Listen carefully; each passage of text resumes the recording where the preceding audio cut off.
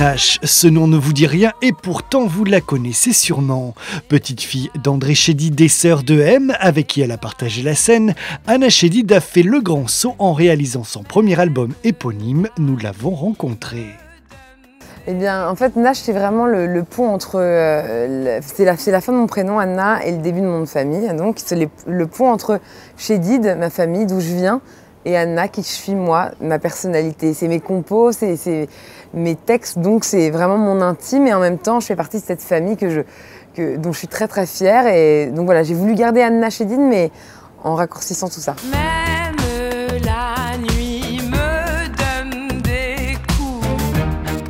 Mathieu nous a fait partager la scène pendant 3 ans avec lui. Je faisais les chœurs et les claviers à ses côtés, donc j'ai pu apprendre beaucoup de choses. Ça a été la meilleure école, donc voilà. Et puis ça m'a donné envie aussi de m'exprimer, de faire mes chansons, mais c'était pas pour m'émanciper, c'était juste parce que c'était logique que ça continue comme ça. Et travailler avec Mathieu a été génial pour moi, quoi. Ça m'a appris beaucoup de choses.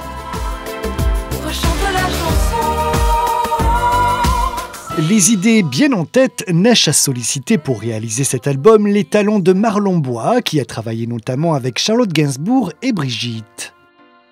J'avais une idée bien précise de ce que je voulais faire, c'est-à-dire que je voulais mêler vraiment l'organique, la voix, le piano, tous ces instruments organiques à l'électronique. J'adore les sons électro, je suis bercée aussi de par ma génération et par l'électronique, ça m'intéresse beaucoup et j'aime beaucoup les sonorités. Donc, voilà, l'esthétique allait vers là et quand j'en ai parlé à Marlon, il était totalement en adéquation avec ça et on a réalisé ensemble ce disque qui sonne aujourd'hui comme je voulais.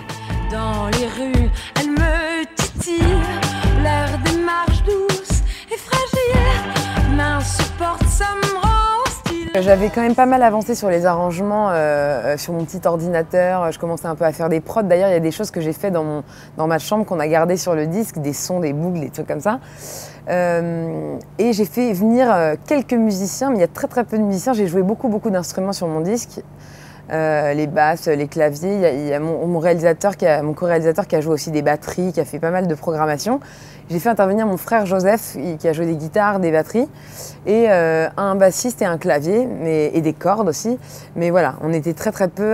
J'étais vraiment en autarcie dans le labo à un peu jouer beaucoup de choses et à faire beaucoup de bricolage.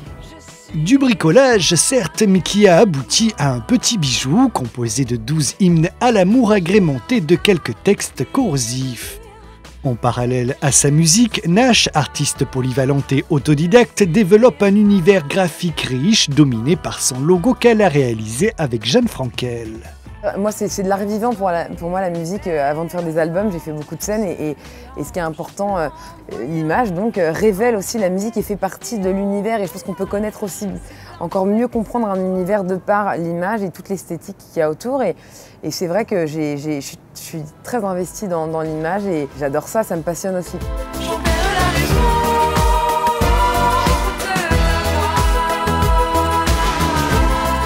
J'ai travaillé avec une fille qui s'appelle Jeanne Frankel, qui est une artiste graphiste, qui fait des installations, des films, des vidéos, plein de trucs, qui est une vraie artiste visuelle et qui est une amie d'enfance. Et voilà, quand j'ai fait ce premier album, j'ai pensé à elle tout de suite et voilà, on a fait tout ça ensemble, le clip de Cœur de Pierre, la pochette qui est quand même une anamorphose de 7 mètres sur 3 et sur un point de vue on voit Nash, mais si on se décale on voit une installation incroyable et d'ailleurs quand je joue à la Gaîté Lyrique le 8 avril, cette installation sera exposée. Donc ça va être un peu exposition-concert de notre travail à toutes les deux.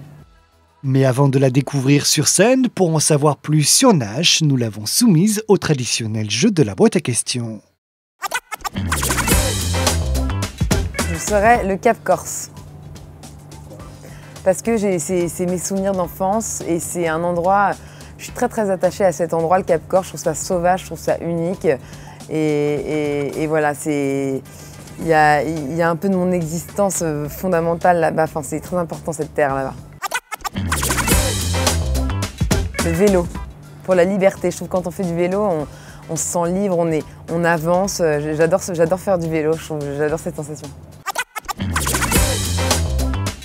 Une jupe, un peu comme je porte là, j'aime bien les jupes bien évasées, un peu jupon. Très cintré comme ça, voilà, une jupe, une jupe. La marche. Je ne sais pas si c'est un sport, mais moi je trouve que c'est un sport. Enfin voilà, j'adore faire des randonnées en fait. Voilà, moi j'adore aller dans la montagne, marcher, être au rythme de la nature et marcher dans la montagne. Donc j'irai à la randonnée. Justement, quand on est dans des espaces aussi immenses, aussi magnifiques et majestueux, on peut être rempli de musique, c'est une symphonie, mais même parfois, juste, il y a un morceau dans mon disque qui s'appelle Âme mélodique et ça parle de la musique qui est partout tout le temps, le battement des pas qui fait un rythme, des cris, des vromissements, des choses qui créent une symphonie géante et il y a de la musique partout tout le temps en fait.